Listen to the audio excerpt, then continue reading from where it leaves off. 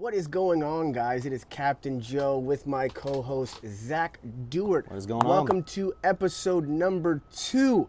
As you can see, we are actually outside today. We're not inside of a I'm excited about 50-foot. Yeah, it's nice. A little bit different, a little bit extra challenges. It's a little chilly, maybe. Filtering and lightings and things, but you know, we get on and we get going. Today's episode is brought to you by and sponsored by Levique Tours and Rentals down here in Madeira Beach. We are on one of their accessible things to do. This beautiful Tiki boat, we can hold up to 13 passengers. All charters are provided with a captain. Some other things that Levique Tours and Rentals provides: bicycles, scooters, single person, double person kayaks, stand-up paddle boards, so many things offered. And that link will be provided right here at leviquetours.com and Levique Tours and Rentals on all platforms of social media. So please go give them a like, give them a follow. Another thing, tell them Captain Joe sent you. That'll get you 10% off anything. Bike, scooter, paddleboard, all of the above, get you 10% off. Sounds like a good deal to me. It's a really good deal. If you're on vacation, this is the company, you know. Absolutely. They got it all. One-stop shop, and we're continuing to grow. Levique Tours and Rentals has been down here in the Madeira Beach area for a little over 3 years now. I've been employed with the company for a little over 2.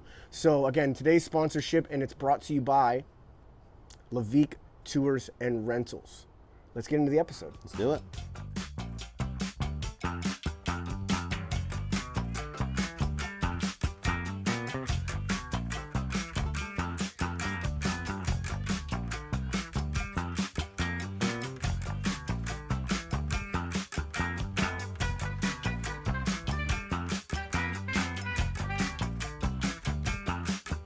All right, welcome back, guys. Again, this is episode number 2.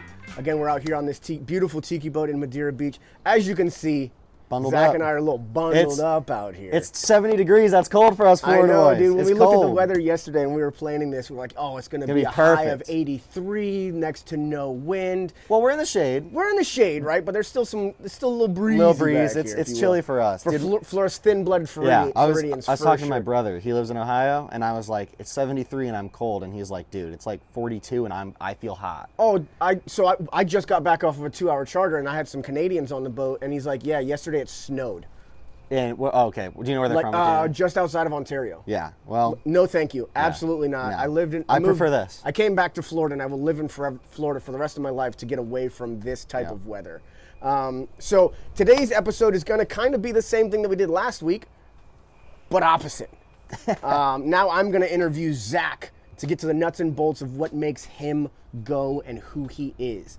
So kind of the first thing that I wanted to touch on, was you being from this side of the bridge, this side of Florida, and this side of the bay. You're from the Pinellas County area. Kind of touch on that. Like, what locality or what area of Pinellas County did you grow up in?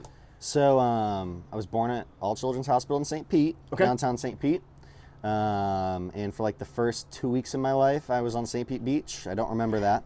And then from there, we moved over to Seminole. And I grew up in Seminole. If you don't know Seminole, it's about 5 minutes off the beach. I actually really loved growing up in Seminole. It was a great spot. You're right by the beach, but you have to deal with the storm surge and beach issues. And you're right off the beach. It's a good spot.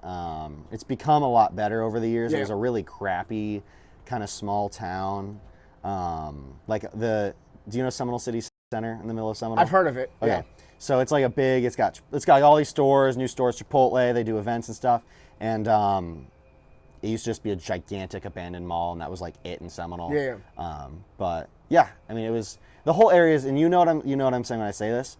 All of Tampa Bay is a completely different place than what it was even 10 years ago. Yeah, absolutely. Yeah. It's so much different now than it was. Speaking of Tampa Bay, we got a local beer that I want to try. We do. And I've never heard of this brand until today. I went over to, oh my gosh, this guy's the best. We have an amazing friend who happens to work for Levique Tours and Rentals, bringing us a pizza right now. So this is very exciting. But anyway, so this beer today, it's Florida Avenue Brewing Company. Have you ever heard of it? I have heard of it. Yeah, I've had a couple of their beverages. It is Passion of the Heights. It's a tropical wheat ale. I'm very excited about this. Very excited for this. And then we have our gas station special. Hey, Madeira Publix. Beach koozie. Oh, Publix. Publix. Pub subs. Publix is good for everything. It's good for everything. And you know we got to get the crack in the microphone. 100%. So 3, 2, 1. Oh, that's yeah. lovely. All right, cheers, brother. Cheers, baby. Let's go. It's a little, I'm not going to lie, it's cold. I'm cold, and this isn't going to warm me up So here we go. Let's give it a look. Pinky's out because we're classy. Oh, this is first class service right here. We're getting the pizza delivered to us right here by Colton. So while I talk, you're going to eat, and while I... We'll figure it out, you know. We're still working on this. We'll figure it out. This is actually quite lovely. And I'm not It's just actually saying really this while good. I'm being recorded. Yeah. Like, no free shout-outs to Florida Avenue Brewing. This is not sponsored by them at all. Absolutely not. Like, these were purchased by Zach from his money. Would love something. You know what I mean? But, yeah. you know, so again, growing up in the Pinellas County area, Yeah. right? So how far were you Thank from, you, like, the Countryside Mall? Countryside Mall, pretty far. Okay. Crountryside's like up in Clearwater. Yeah. It's north. So, it's like that 19 northern area. Yeah, so that's about 20 minutes. So what school did you go to? I went to Keswick, so that's right on the border, like the border of Seminole and St. Pete. Okay. Runs right through it. I have It's about 10 never minutes heard from of me. that school in my life. Tiny private Christian school, and you know, one of the things that is probably a little different about me than 99% of the population, from preschool, and I think we touched on this a little. We didn't. From preschool till 12th grade, I was at the same school. So I grew up with a lot of the same people, and it's weird seeing them now because like they almost were like siblings growing up because you know, class size, I had, you know, class of 20 people in them, and it's like I've known these people, you know, my whole life. So that was definitely different than like a giant public school with 2,000 people or something going. So a private Christian school, you Yes. said? So all right, so everybody's journey in life in any facet or any walk is a little bit different than the next person's. Right. So going to a religious-based school, what did that do for your trajectory, or as far as like faith-based or following like that? Like, how did that kind of guide you into your adulthood? Because like I grew up in a religious home, like going to church on Sundays, and then like you go to the youth days on Wednesdays and stuff like that. So what was that kind of like trajectory for you, like as an adult? Like, you know, as a kid, you're told to go to these places. You follow along with your parents. But what does that journey kind of look like for you as an adult? Well, you know, it's interesting. I'll just say, first of all, obviously, you know, like my faith is obviously the most important thing in my life. It is. And I think most people who are, you know, devout in their religion, that they would tell you it's the most important thing in their life. And I think it should be. The thing that's really helped me with going there was I just learned really good principles and values. There was, you know, the staff at the school, most of them. Now, you know, they're great people. I had some really great mentors from that school. And interestingly enough, so like you said, you know, I was kind of forced into, you know, I grew up, I was going to church, school, and it's because I was told.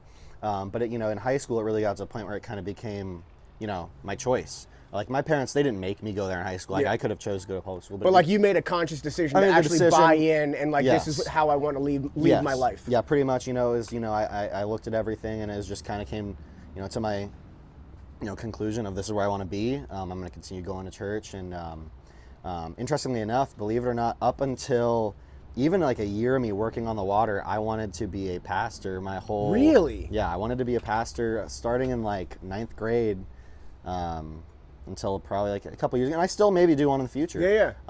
But it's not where I ended up.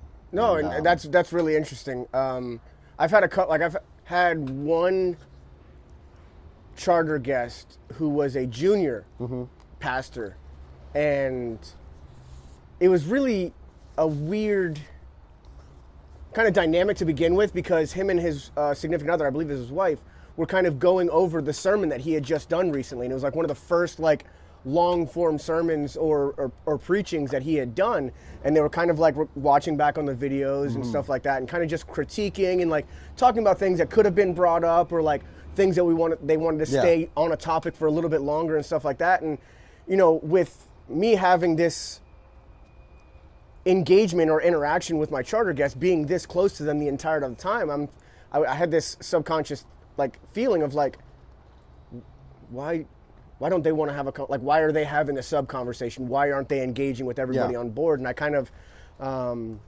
once there was a little bit of a break in their conversation, I was like, hey, so like, what do you guys do for work? Or just kind of trying to garnish a conversation with them and this, that, and the other. And that's kind of how that transitioned into them talking about that. And like, I'm not personally a religious person, right? Like I love and respect everyone's ability to follow and to practice whatever they want. And, you know, religion is still one of those kind of taboo talking points in this world. That's probably why they weren't talking about exactly. it.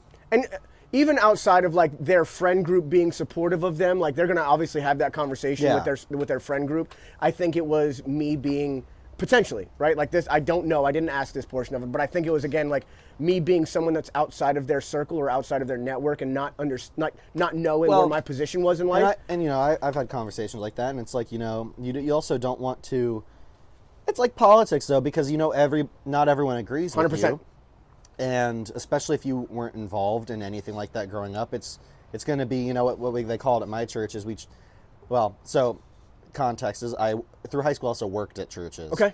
I was the student pastor at my school and everything, but we tried to avoid, especially when we knew we were talking to people who didn't go to church, we call it Christianese, talking in a language and using terms that people have no idea what the heck we're talking about because they didn't grow up in it. So that's part of it. You know, they probably just want to be respectful as well. No, absolutely. And that's kind of where I was going, was like, they don't know what my background is or what my ideology is. So I truly believe that that's what it was, as far as like just being aware of the room or aware of who was in the room. And again, until you have understood where someone is in that regard, because those are two very polarizing topics, being religion and politics, which 100%. You just brought up. So again, I'm not a political or religious person, but I enjoy getting someone to talk about their passion. Yeah. Right? So that, because like you can genuinely see like their aura and their energy changes. Yeah. Whenever that can of worms is then presented to them to talk about. And I will maintain that conversation until the point it becomes no, you're wrong. You have to do this. Right. No, sir. No, ma'am. My beliefs and my ideology are mine and mine alone. I will ingest and I will take in your ideology and where your fundamental basis came from, and I will listen to you. Yeah. And it might put me in a different light or see things in a different light, and it make me, you know, respect or appreciate, or again, just at the minimal, just seeing things in a different light. No idea what that sound was. I think it was the but GoPro. Again, I love that because again, it is still such a tabooed topic, so people are very reluctant and more reserved in having that conversation and open door forum. Well, you know what I think it is? I think it's, and I think we've seen it in our country, and we're not trying to go political at all here. I just think we've seen everyone has become a little bit more extreme and radical in everything they believe in. Very possessive in their ideology, to where it's like, oh no, like if you think different than I do, we're against each other. You're the enemy. Yeah, exactly. So and like last night I saw clips of you know, like past presidential debates, and now and I'm really not trying to be political, but you know, up until just like, you know, a couple election cycles ago, they were, you know, very like respectful. They were there. I mean, like I was watching like JFK and Nixon, and they were like, you know, I actually agree with Mr. Nixon. I'll give Mr. Nixon credit. I'll give Mr. Kennedy credit on that. They'll be like, and I don't remember who it was, but they were talking about, you know, they're both running for president, and they said, the one guy was like, our disagreement isn't in our goals for America, it's how to reach those goals. Ooh. But I think what we have now is we have really two sides of politics, and we are not taking a side, but both sides kind of preach that their goal for America is this, and it's evil, and we need to hate them, and they're like, you know what I'm saying? And I think the majority of people, really, if you sat down and talk and were to be rational, are much more aligned than people realize. And I think that's the major divide across all walks of life. Again, like, not trying to tiptoe around all of these topics and not bite in on something, but realistically, just walking around them and kind of grazing on them slightly. With every ideology, it doesn't have to be political, it doesn't have to be religious, it doesn't have to be anything. To my soul and to my core, I truly believe that everything starts with a good fundamental basis. Yes. Right? No matter if it's a movement, if it's whatever. and then somebody makes it negative, or a group of extremists grabs something and makes it aggressive. But no, that's really interesting. I always really enjoy personally hearing people's journeys, and especially faith-based. Yeah. Because they're all so different. Yeah. But the 100%. end goal is the same: to live a true, or to attempt to live a truly pure and genuine life. Yep, 100%. Obviously, with the power of free will, there's going to be mistakes that we make, and there's going to be not the best 100%. decisions that we get to make. But that's living and learning, right? Yeah. So, I also wanted to touch on, you had brought up again the previous episode that your baseball coach was a major mentor for you as well. Was, again, touching yeah. on that school thing, and Yeah. you and him kind of had that tangible conversation of what your goals were for sports. Yeah. Right, and you had that mental wherewithal at a young age to where you kind of realized, and you weren't hanging on to a hope and a dream where you're like, oh, like I'm gonna play pro, my stat line or my build is X, Y, and Z, and I'm less than 0.5% of the 3% that make it to the collegiate level, or to make it to the next level at any means, JUCO, NAIA, all the way up to D1. So that being said, like, obviously, being a Florida kid, we can play sports year-round, outside, all over, whatever it is, basketball, football, baseball, all of it. What did you play any other sports other than baseball? So, I played like football as a kid, but once it got into like in like actual leagues, I mean, of course. I mean, I played everything at some point. Like at summer camp, I played soccer, but in actual leagues, I played football when I was really little. But I really just, baseball is what I played for the most part. I played all the way through high school. I took a little break in middle school. The problem was at my school. So like, there's a complex called SYA, which is like Seminole Youth Athletics. Okay. And like, I played there growing up, and I was good. I was on the all-star team a few times, like pretty good. And then I go to Keswick, and in middle school, I was a little chubby, put on some weight, it wasn't too athletic, didn't do very well. And then in high school, I got a lot better. Like, I really developed my bat and my swing. Getting attacked by seagulls I right threw now. pizza crust in the water. Oh, so you're Dude, by the way, this pizza's amazing. But anyway, and then in high school, I was kind of like a thought of like, well, hey, you're in 9th grade, you're not going to start. Keep putting in the work and you'll get there.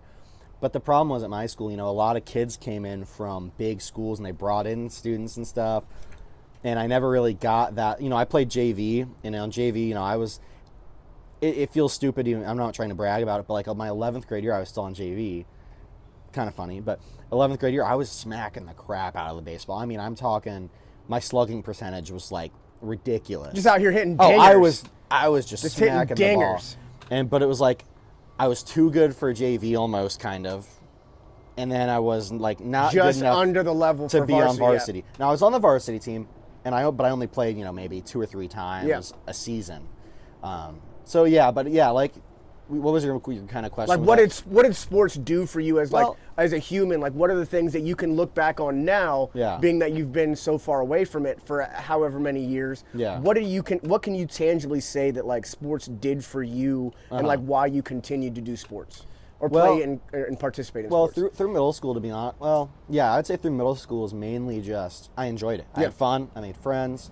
I enjoyed it. I really wanted to do well. And then when it came to high school, my baseball coach, he was a very disciplined, he drilled stuff into us, and we would do it a lot. Like, he would send us like a whole devotion and like things in the morning that we'd have to read, and if we didn't know it, boy, were we running. Yeah. Like, you forget anything, you're running.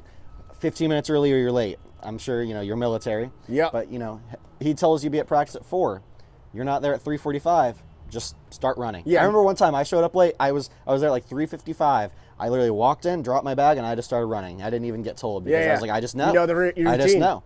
And that's not getting to the practice field and then getting dressed out at 3:45. Yes. That's walking on the field, putting your glove down, and getting into stretches, ready to go. It was the biggest part for me was it really just like I learned a lot about discipline. Yep. And I learned how to organize my life, and they focused they made us focus on our grades, and they kind of also they emphasized us as a team, which I think was really big, working together as a team, which, obviously that goes into who you work with here. Yep. And everything. But yeah, I just learned a lot about just discipline and, structure. We did something called 5 to Thrive, which was a guy named Brian came. I think he was a professional baseball player. But it was like this booklet, and we would sit for like 30 minutes a day and we'd watch videos on just like when we go up to bat and stuff, it's stuff like you have 3 things you do. I'm trying to think of an example. Maybe you'll rub your toe in the dirt. Creating a take routine, a deep breath. You create a routine. Yep. And I still, to this day, not in sports, I'll still remember like a 3-step routine. If I'm feeling anxious or something, it's like, let's do a 3-step routine here. I'll push my foot down a little. I'll take a deep, stuff like that. Yeah. I just learned a lot of stuff like that has really carried me, and that's ultimately why I think sports are important and that's why it's also important that you have good coaches and good leaders in those positions, because you can have a really, profound massive impact on a kid's life. 100%. So, yeah. You played sports? Yeah, so I same thing, being a Florida kid, you play all the sports. Yeah. I played youth league baseball, played youth league football. Were you best at football or what? I was much better at football than I was baseball, for sure. My ceiling for football was very short, no pun intended. Being a 5'7", 135-pound white kid playing in Central Florida, again, one of the top 3 states in the country at any given moment for 100%. Football. Like it's competitive for almost any sport. Your ceiling is really, really low. And I had a very diluted mindset for a very long time. Like up until legitimately my senior year in high school, I thought I was getting drafted in the first round. Like for football, yeah, 100%. I had such. Did that go all the way through high school? Oh, dude, up until my senior year when I made that transition to like going into the military and not going to college. And everything though? My senior year I was, yeah. Yeah. So you were good. I was decent, but we also had a terrible team. We were 1-9 my senior year. What school were you at? Robinson in South Tampa. Is that a big school? Not really. Is that a public school? It is a public school. And then I got into wrestling when I was in high school as well. That's and cool. like that's the one sport, like if I could look back and like change any trajectory of like my athletic term, like growth, I would have gotten into wrestling a lot earlier. Sure. Because like my body stature and just like me if you carbon copy me, it's going to be a lot easier to transition into a wrestling plus it's in weight trajectory. Class and right? So and that's not to say that like I have it's a much easier route to take. You could take a guy that's bigger too. Right? So you could. Huh? You could fight a guy that's bigger. You're insane. I say you're insane now, but 20 years ago you couldn't stop me. Is that when you were in high school 20 years ago? My gosh. My 20-year. I was born 21 years ago. My 20-year reunion is in 3 years. So that's crazy. Yeah, that's tough. Did you go to your 10-year reunion? No. I actually had a mental realization of that, I think, yesterday or 2 days ago. Did you wish you went, kind of? Not really. You were in the Coast Guard 10 years ago. Yeah. So I was active. My 10-year reunion would have been 2018. I would have been stationed in the Keys. Okay. For that. I had no reason. Nothing against my classmates and the reunion location. Were you just not really close with a lot of them? That and like with everyone transitioning in life and like moving to different areas and having families and stuff, it wasn't necessarily the easiest of thing. Even with the person that tried putting it on, like he started organizing things like 6-7 months out. Normally the class president when you graduate does that, like their whole... Yeah, and the funny thing about the guy that tried organizing our 10-year anniversary or 10-year reunion wasn't even a part of our graduating class. What do you mean? He graduated in 2009. But like just like he hung out, like his group of friends or friend group was a part of my graduating class. Not today, scam likely. So that was the funny part, but you know, we still like the South Tampa area is such a small thing, and like we all stay in contact via social media and talk to each other every once in a while, engage with each other in that realm. But I might go to the 20. I'm here. I don't feel like I'm leaving the Tampa Bay area, St. Pete area anytime soon. Did you have any beef with anyone in your class? If I did, I've gotten to the point in my life that, again, through therapy, I don't carry grudges. Like if it's gotten to the point where I carry a grudge or we have maybe? I have no idea. I don't put my energy and my thought into that anymore. I try and make a very conscious effort to maintain next to no toxicity or negativity in my life. It holds no production in any facet of my life. So I do everything in my power to try and stay away from that as much as humanly possible. Yeah. So again, like if there is any lingering anything, that's on somebody else's shoulders and not my bag to bury. That was a cormorant that just jumped onto that. We're in a slip in an active marina, and Yeah. that bird is. Oh, they're fighting. It's two. Sick. We got the Thunderdome out Yeah, here. they're fighting over here.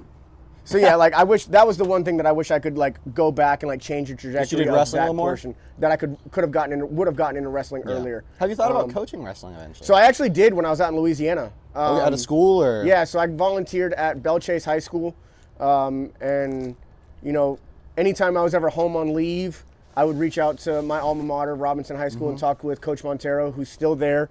You still talk to him at all? Yeah, still talk with him. He was a huge part of my life when I moved from Brooksville to Tampa and was my head coach. Actually graduated and played football with my dad, so there was a connection there instantly, and a certain level of like love and appreciation for a human being outside of just a coach, athlete, mentorship type position. So that was really, really cool for me. Being able to graduate and go to the school that my entire family went to and left me with a good name to come into. That was really, really cool for me, especially leaving all of the people that I grew up with in Brooksville, making that transition going into my sophomore year. So speaking of like family and stuff like that, like what is your breakdown? Like I've met your dad. Your dad is an absolute stud, right? He's like mid 50s, early 60s, right? He's mid 60s, heading towards. Yeah, and dude, like when I tell you this, like I'm not just gassing Zach's dad up in front of him, but like the day I met him, What did you say to him? My dad was laughing. I pray to everything in this world that when I get his age, I looked half as good as him. Your dad legitimately looks like he's in his mid 40s, like an absolute legend. He's gonna love this part. He's gonna really like this part. I genuinely say this with all of the sincerity in the world. Your dad is an absolute rock star, and I met your mom that day as well. Yep. So you have that dynamic still going on. What does the sibling front look like for you? Are you the oldest? Are you the middle? It's a unique. Okay. I was trying to take in a big bite while he was asking me a question. Unique family dynamic. So I have two older siblings. Well, I'm the youngest for the record. Okay. Youngest of how many? From my dad, there is 5 kids. Okay. My mom, I have 2 immediate siblings. From both of them. I have 2 immediate from my mom. My dad's marriage before him. Gotcha. I have 2 half. I have a half brother and a half sister. Okay, so 4 siblings total. I have 4 siblings, and they're all older than me. Okay. And I'm trying to think. My oldest brother and my oldest sister, they're both over 40. Oh wow. So that, I'm 21. That age gap is Yeah, pretty. They took a little break. They took a little hiatus. Yes. From knocking boots. Yes. It's crazy. Then I just put that image in your head of your parents. Well, my bad, dog. Moving on. But anyway. Oldest of 4. Same. Yes. Same here. Okay. Oldest of 4. Are you the youngest? I'm the oldest. The oldest. Okay. Yep. I'm the oldest of 4, and you're the youngest of 4. My baby brother Cameron. It's interesting to call him my baby brother because he's 6'1". Is he a full blood brother? None of my siblings are full blood. Oh, okay. My family dynamic is kind of like an episode of Jerry Springer. None of my 2 siblings have the same 2 parents. So me and both of my brothers have the same mom and all 3 different dads. And then me and my sister, or my sister and I, for you grammar Nazis, my sister and I have the same dad and different moms. Yeah. My oldest younger brother and I were raised by the same person. My dad stepped up and took care of my baby brother when his essential sperm donor left my mom at 6 months pregnant. Mm-hmm. So my dad stood up and raised my brother. And then, growing up, again, going back to growing up as a kid, like my dad was always a part of my life as a child. If he could make it to sporting events, he was there. Yeah. If there was something going on with the school that I was a part of, he was there. Yeah. And then when I moved to Tampa from Brooksville going into sophomore year, it was vice versa. Like if my mom could make it to my sporting events and it was feasible, she would be there and stuff like that. So my parents growing up in my childhood always had a prominent place in my life. Okay. That kind of dynamic changed when I got into an adulthood, but whole other conversation there. So How many brothers and sisters is that breaking down into? 2 brothers, 2 sisters. Okay. And a brother and sister from each, brother and sister from my dad's first marriage, and I have brother and sister from his marriage with my mom now. Okay. So yeah. And what's your like? Do you have a good relationship with all of your siblings, or like, what's that dynamic like? I'm close with my older brother, who's 6 years older than me, and who's the closest in age to me. I'm very close with him. Okay. Yeah, we talk daily. Awesome. And then my sister, that's slightly older than him, a couple years older than him. She has special needs, so obviously that relationship is very different. In terms of your connection. The two half. I didn't grow up with them. Not super close with them. I mean, I see them here. But there is obviously there's a relationship there because you're siblings. Yeah. But just not as tight knit as your youngest older brother. Correct. Yeah. So yeah, I grew up with him, so gotcha. The look. Yeah. Saturation. And my sister's still at home too. My special needs sister, and she's gonna live there. What? All right. So. What is that dynamic? What was that dynamic like for you as growing a kid? up with a special needs sister? Yeah. And if you don't want to talk about this, by all means. No, we're good. Definitely different, and it's the behaviors, because she has a few different. One of the things she has is autism. Okay. And that causes a lot of the behavior. The hyperstimulation and stuff like that. So and, just a lot of it's just funny, and obviously there's sometimes where it's just like stressful. Yeah. But like, dude, like going into a restaurant. Like sometimes she'll just like freak out or something. She'll just like scream at the top of her lungs, and then we're at a point where we don't like even get embarrassed about it. It's just kind of funny because everyone's like, but we're all used to it, stuff like that. Like, bro, she's like taking her shoe off and like chucked it across a restaurant. Just crazy stuff.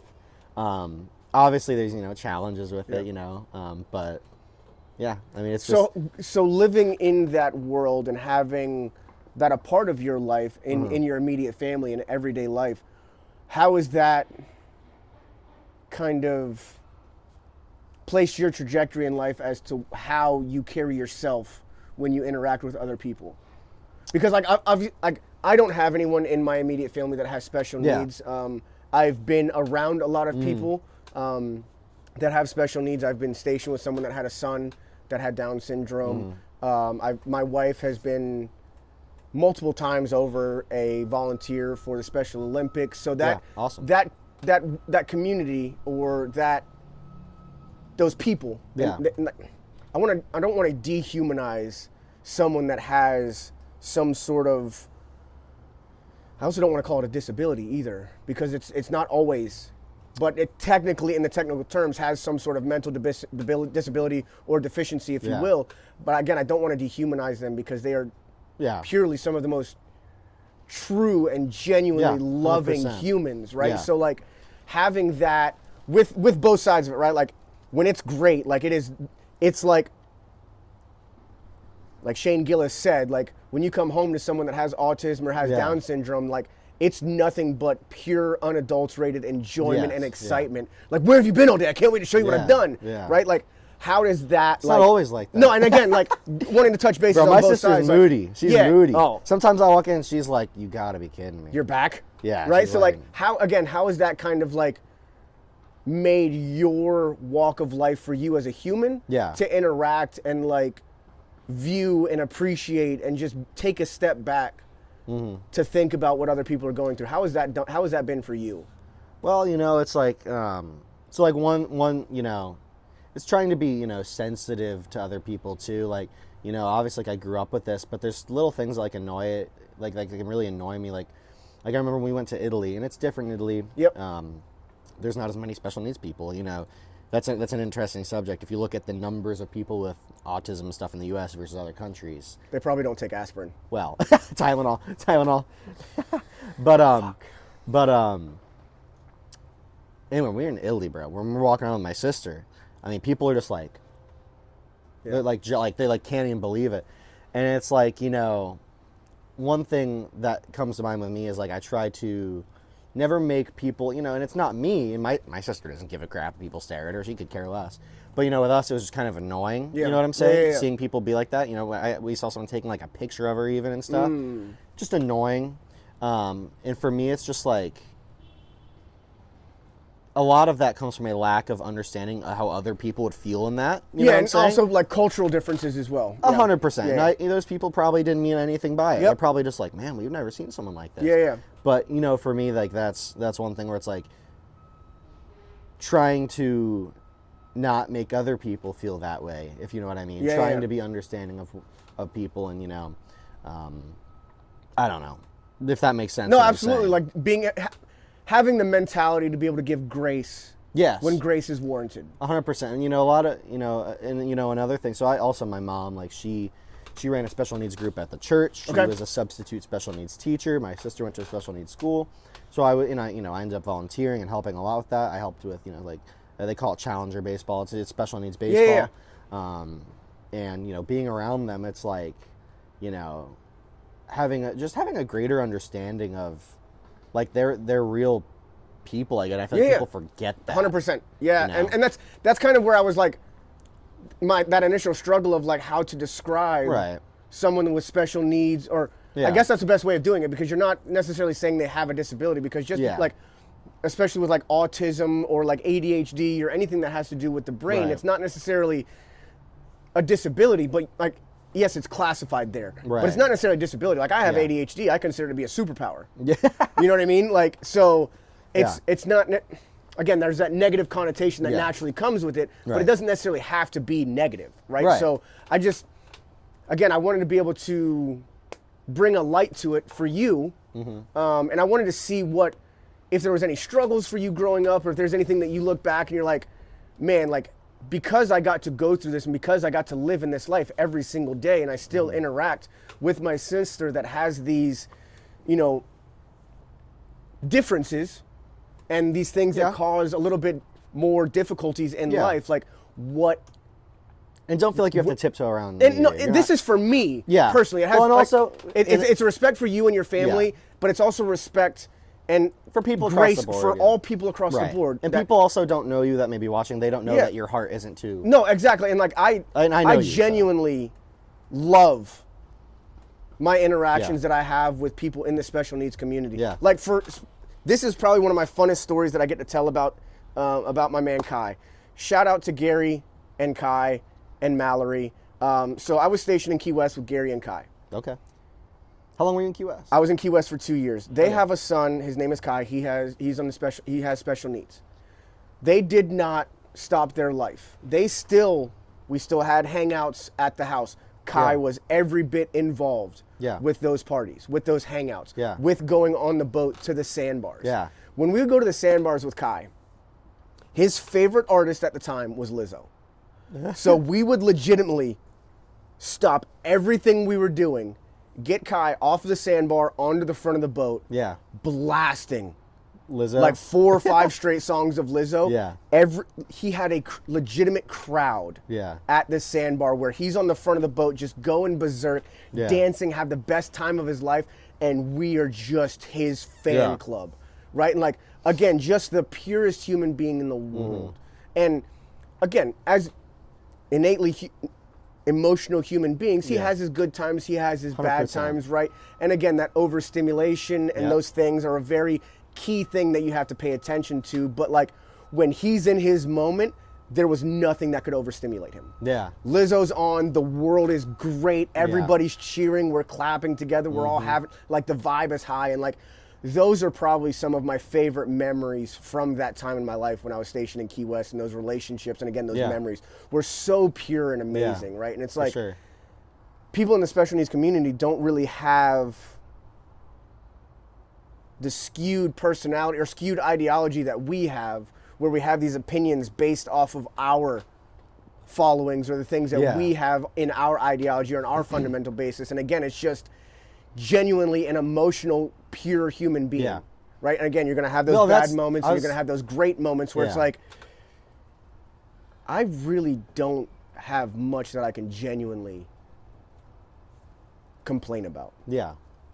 We're gonna Yeah. free will, but like Yeah. it gives you that ability to like take a step back and like, Yeah.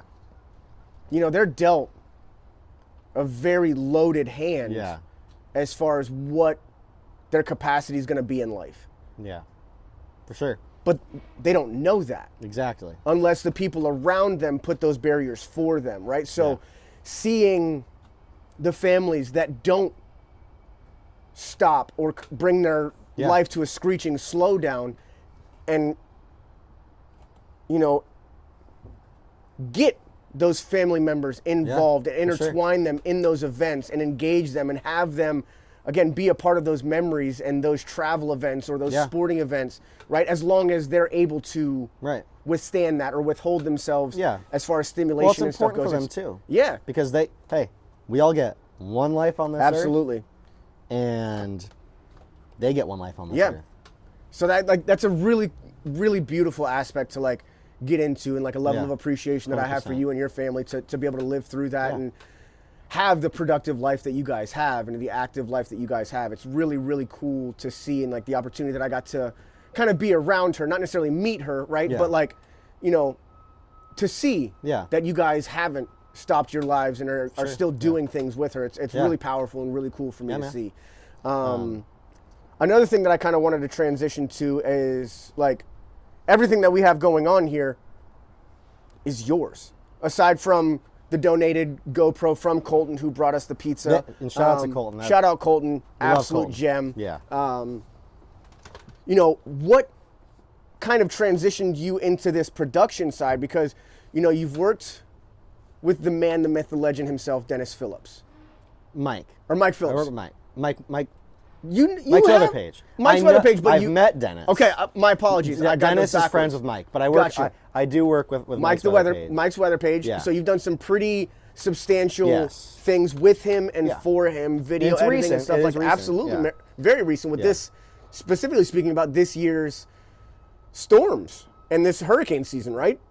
Well, I reached out to him back in, let's think, maybe July. I messaged Mike end of July, and I was just like, hey, my name's Zach. I have experience in marketing, which this kind of all, there's a lot that leads up to this. Yeah. But.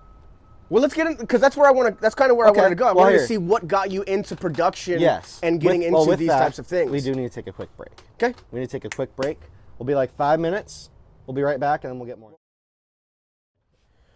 All right. So now that we're back, we've taken our potty breaks. Going back to the production side of the world, right? So like growing up, you grew up in a very faith-based household, faith-based school. You had a sports background growing up, playing, you know, all of the different Florida Kid things, but really taking a loving and appreciation to specifically baseball. What got you into production and like editing videos, and like what are the things that you've been a part of, like your resume in this side of the world? Yeah, it's been a journey, I'll tell you. So I think I was in 4th grade, and my mom got an email from our church, and they're like, hey, we need somebody to run sound. Like, so they had a guy that ran all the production, but they're like, we need somebody to actually mix the sound because he can't do it all, you know. And she goes, do you want to do sound? And I probably didn't even think it through, you know. In 4th grade, I'm like, sure. Yeah. And she emailed, I'm like, hey, I got someone who's in 4th grade if you want them. And I think they're probably like, what the heck am I going to get myself into? But they ended up agreeing. They're like, sure. And I ended up, you know, learning how to mix the sound, and really I started I was our main person for sound at the church, running a, you know, I remember my first console, it's an old board, it's called Yamaha LS9, but I started to learn how to do that. Okay. And then at my school, in our school chapels and all that, I kind of started doing production, and I ended up kind of heading up production as well there, and then come in my 11th Like, were you out here doing like the morning announcements and stuff? Like well, when I say production, I'm talking about like we had a full-on like church service chapel in school. Oh, wow. Yeah, like we had. Like, did you guys stream that or like record it or anything like that? No, but you know, there are 400, 500 people in the room, so you know we got LED stage lighting, we got a big old sound system, we got 2 subwoofers. This big, I mean, a huge sound system. It's an Allen and Heath. Did you guys have a projection screen or anything like that? Massive. Okay. Massive. Yeah. So I oversaw all that. Wow. And it's a very complex system. Yeah. And then from there, 11th grade, I got an internship at a very, very large church that I still attend. It's called Generation Church. Okay. It's not a mega church per se. Very big church though. I'd say around 1,500 people a Sunday go. But very advanced production stuff. More than I'd even. So when I was interning there, I learned a lot about that. And then so the pastor I worked for at that church, he ended up leaving to plant his own church. He wanted to start his own church. I ended up leaving that church with him to go be the production director at his church. Okay. That's where I got more into video and learning it all, because I'm overseeing a team of people doing this. Yeah. So I learned about, big LED screens and all that. So with you taking on the role of like production manager at such a young age, you were able to pretty freshly transition from, not necessarily from, because you're never not a mentee, but you were able to kind of put on a little bit of a different hat depending upon the time frame. It was crazy going from mentee to mentor. Dude, when I'm not even kidding you, it was funny because, and I ran into issues with it even, like, especially when I was at that church, when we would like hire people and stuff to do sound and stuff, and they'd have to report to me, and they're like, why am I reporting the 17-year-old? Like, people no, like absolutely, that. yeah. I mean, dude, at that church that I was at, and I was running sound, I'm teaching. You have somebody coming in with 55 years old, 30 years of experience doing this. World. Like, why am I answering to this person that's not even had a flash in the pan of time frame on this, right? Yeah, exactly. So that was definitely interesting. Yeah. I mean, even outside of that, in my job here, I've had people that are older than me work for me. So that's always, it's an interesting thing. on the boat. I've been on the boat and on the water longer than you've been alive, boy. Don't try and tell me how to run a boat. And those are the exact same people that call you an hour and a half later, being that they ran the boat aground. Joe does that all the time. I'm just kidding. Never found the bottom. Never? You've never run aground? I can't say that I've never run aground. Have you run aground here? Not on accident. Okay. Well, yeah. So that's the funny thing, right? Like, if you do it purposefully, it's called beaching. Did you on accident? If you do it on accident, it's called running aground. Yeah. Which people don't want to admit they do. Oh, see, I I have ran a boat aground. Yeah. And it's not hard to do if you don't know the area. Well, so that and like when my specific instance when I ran a boat aground, full transparency here, was when I was down in South Louisiana, and Louisiana's climate's very comparable to ours. Yeah. Very hot, very muggy. The major difference between South Louisiana and here is the Mississippi River. Yeah. The Mississippi River runs the length of the country. Right. So in the springtime, when that first thaw happens or the first melt happens and all that cool water comes down, you get a lot of fog. Yeah. So I was taking a boat out for what's called a boarding standoff, where we take a law enforcement team out to these container ships and make sure that everything on their logs and just everything legality-wise smuggling and everything is too? safe. Yeah, they check for all of that. They check all, like, walk Did you ever catch anybody smuggling? Wow. Well, so not doing that. Oh, okay. So I have been a part of drug busts or drug seizures and things of that nature. But for this specific topic, like, they were making sure that there was no stowaways, no like unaccounted for personnel or anything like that on the platforms, and making sure that it is safe for it to enter harbor. Right. And the fog came in, and I legitimately could not see the front of the boat. It was so thick, and like it gets like that here sometimes. But like there were some other electronical things that weren't doing what I needed them to do. Like, neither here nor there, right? Like, so I ran the boat aground, panicked, tried going through it, which if you find the bottom, back off. Just go in reverse. Yeah, trim up and back off. You used to have good water where you came from. Don't power through. Throw it in reverse and just work on backing up. You're going to do more damage to the boat. You're going to do more damage to the environment if you try and power through. 100%.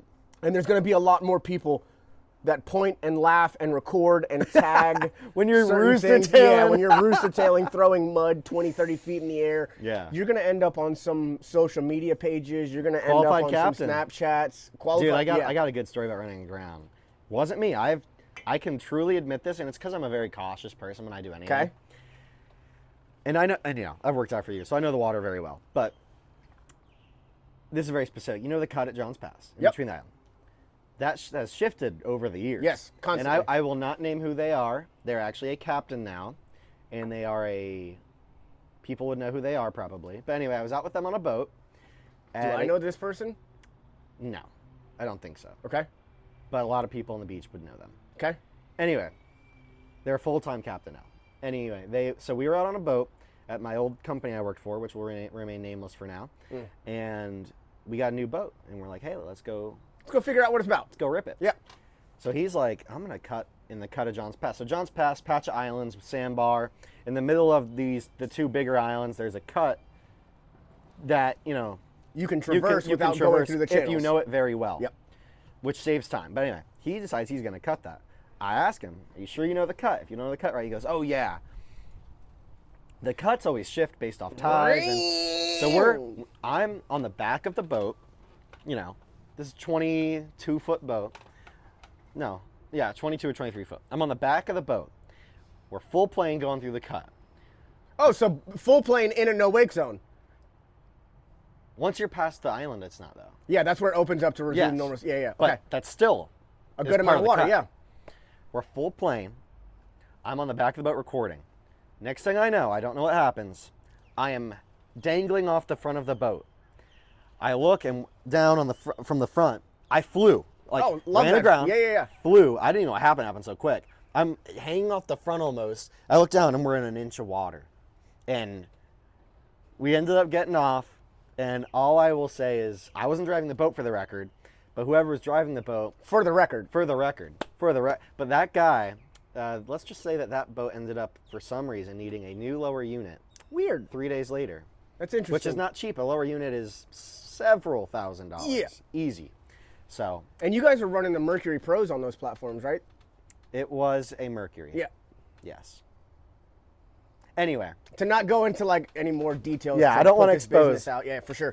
But yeah, when the company asked how this happened, member probably. Yeah, had to be a rental. Had to be a rental or a member or whatever. No one rented this boat yet at all.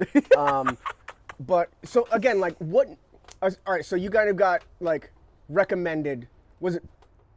Remind me, was it a family member or was it someone that was a part of the church? For what? For getting you in at such a young age. My mom. Okay. My mom. They emailed out looking for volunteers. Your mom put the squeaky wheel in your ear. Yeah, right? I just said sure. You were like, yep, I'm sure, whatever. I'm in 4th grade, right? sure. It gets me out of Sunday school and I can be with the adults. Pretty much. Right? So, so that means you obviously took a liking and a passion to it because you're enjoyed it. And I like music. You've done it that's another interesting point. So a big part, and this is, sound itself is like an instrument. And people don't realize that. You can know how to set up the equipment, you can know how to set up and do all the wiring, but the sound console itself, that is like an instrument itself. And in this process, I also sometimes play in bands and stuff, and I have, but I can pretty much play anything on a stage you point out. I can play piano, guitar, keys, bass, drums, pretty much play any of it. So that helped me a lot, knowing music, knowing what the mix should sound like. And then it kind of turned into me learning all the other stuff. And then when I was the production director at the church, they ended up wanting to do a lot of promotional videos and stuff. And that's where I learned Premiere Pro, which is a very complex, and I hate it, to be honest with you. It's what we're editing this on, and it sucks. It's very complex, though. And I'm still learning. Yeah. So, hold on. Before I lose this train of thought. Sure. When we, just spitballing here, throwing things at the wall, see what sticks. When we get this thing up and running, we can make it live. And we can stream a live stream on any of the platforms.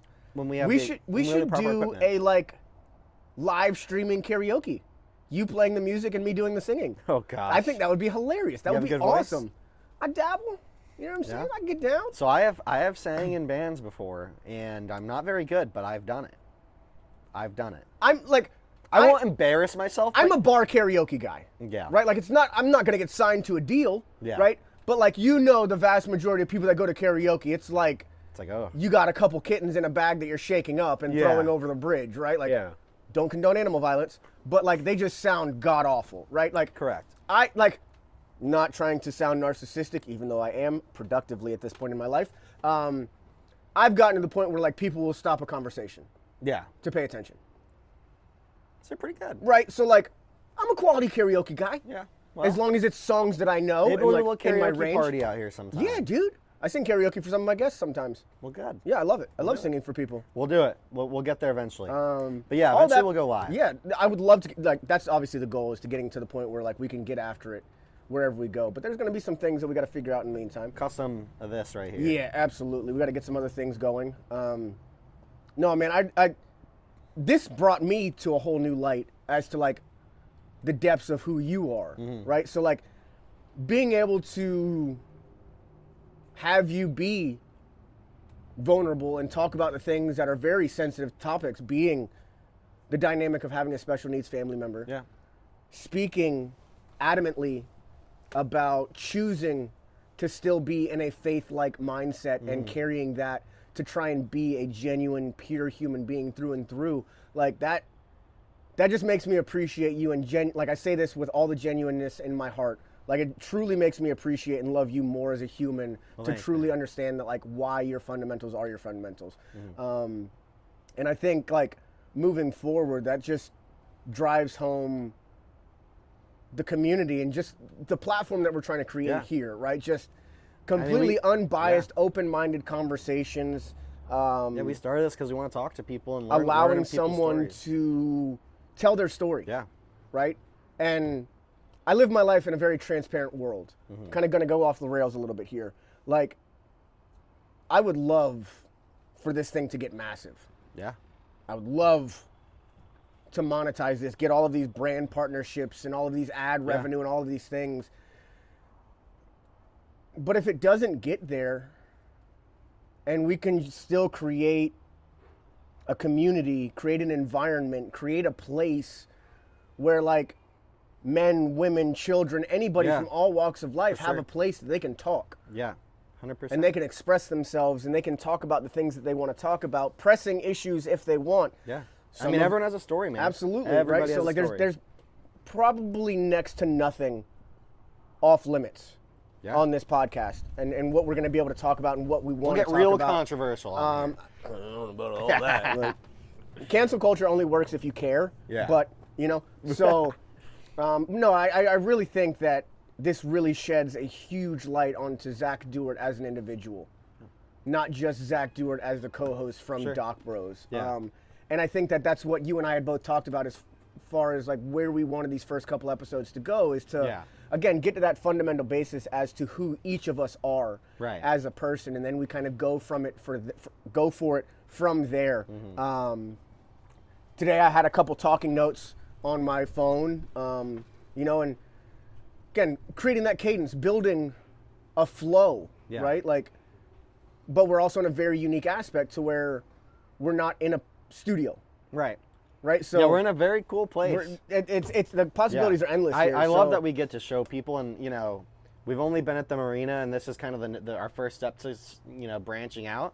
I'm just really excited to show people the area, and those podcasts will be a little more.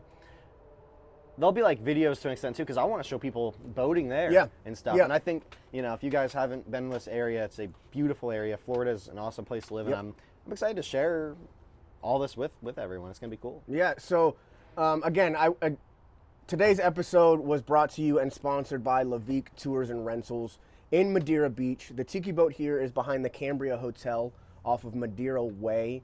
The link will be right here for you to click on. The QR code will be in the intro and the outro. The website is going to be linked in the description below. Again, my name is Captain Joe, Captain Joe's Adventures on all platforms, and we got Zach Duart as my co-host here today.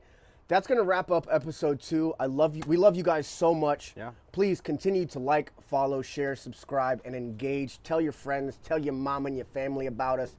Let us build this thing up to being something really productive for ourselves here in this Pinellas County area. And then even over into Tampa, and then when people really, really love us, we make this thing truly mobile, and we get after it at other places and show you guys exactly what we're talking about when we talk about how beautiful it is down here in this Pinellas County, Madeira Beach area. Other than that, Zach, today was amazing. Again, given the opportunity to give a little insight into who you are as a human, genuinely appreciate that vulnerability moment from you. Truly a beautiful thing, and looking forward to keep building this thing up. And 100%. Stay tuned for episode 3, guys. Yeah. Cheers. Love you, buddy. Love you too, bro.